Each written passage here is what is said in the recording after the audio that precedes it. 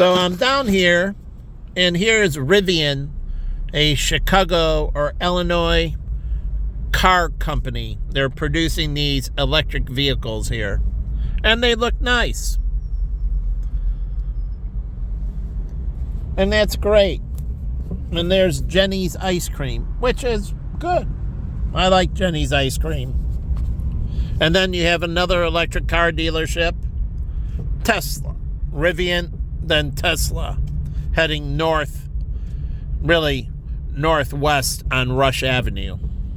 This is the Gold Coast. But I used to go to Starbucks over here, and I come down here to study, and I used to study on the second floor of the Starbucks. And when I came down here, there were a bunch of black homeless guys, and they used to call me cheapo, and that because I wouldn't give them money. And they would call me all kinds of names because they'd ask me for money, and I say no, and then they call me all kinds of names, that I'm cheapo, and here's the cheapo, and here's the piece of crap that won't give me money. Now they're begging from me, and they're calling me all kinds of names. Now I remember them, and then there was a black guy in a wheelchair, and this is years ago, coming upstate here, and he asked me for $20, and this was in the 90s.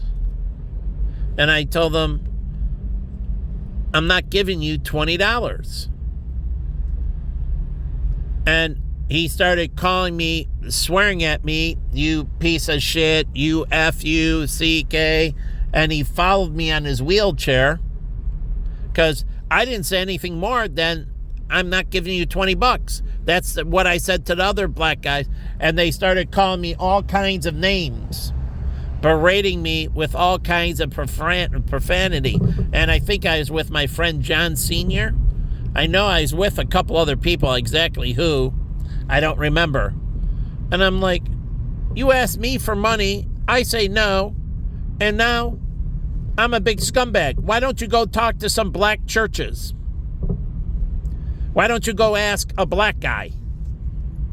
Oh, that's right, I asked the one black bum, why don't you go ask the black people for money?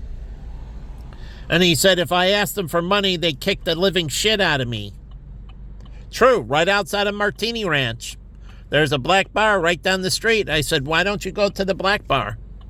And he said, if I asked them for a penny, they beat the living hell out of me. I come over here because all the white people feel sorry for me. So I come over here and they give me all kinds of money. I go over there, they'll kick my ass if I ask for $1. So it's interesting on that. And it's true, outside of Martini Ranch. And that's the guy I said, I'll pay him. I'll give you money if you can give me something. I'll buy it from you. And he said, my favorite nation is donation. My favorite nation is donation. He came up with a jingle. So I said, okay, here's the money. I'm legally purchasing this statement from you. My favorite nation is donation. And I did. It was a verbal contract. And I gave him not $1. I don't know how much money. But I said, I now own this. So I purchased it off of him. I asked him for something of value. He gave me something of value. I said, I'm not going to give you money unless you can provide me with something of value. An exchange of value.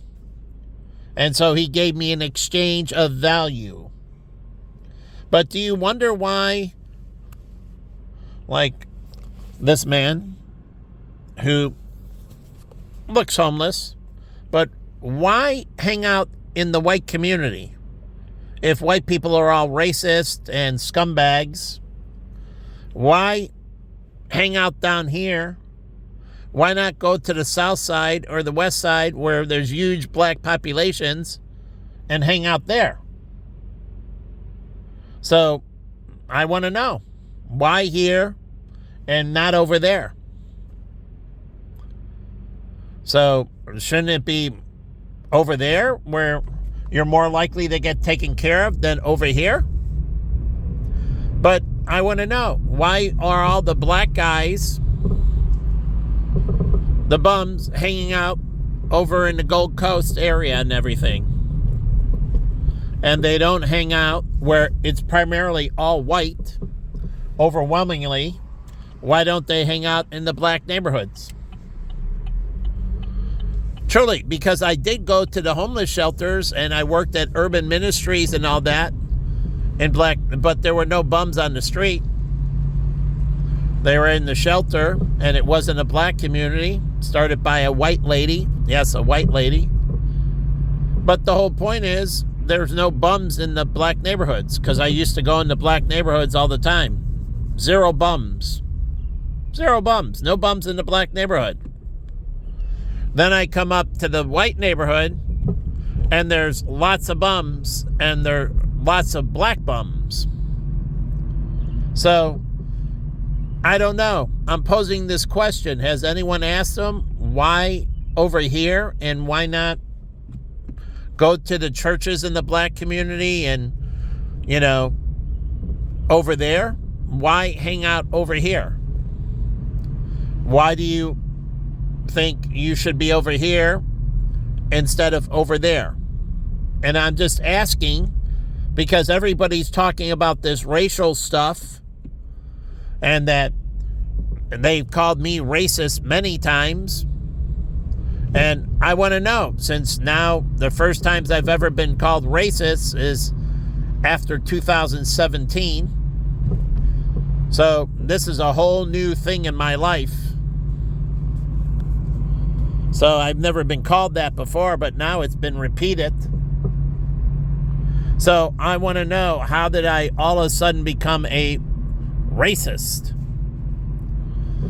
And I want to know, why are all the black bums hanging out here and not in the black neighborhood? Shouldn't the black churches be taking care of them? The black charities taking care of them? Like, I gave money to the United Negro College Fund. So, shouldn't they be taking care of them? That's a black charity, right? There's the NAACP, right? What's their policy to take care of black homeless at the NAACP? How about Urban Ministries, which is not Urban Ministries,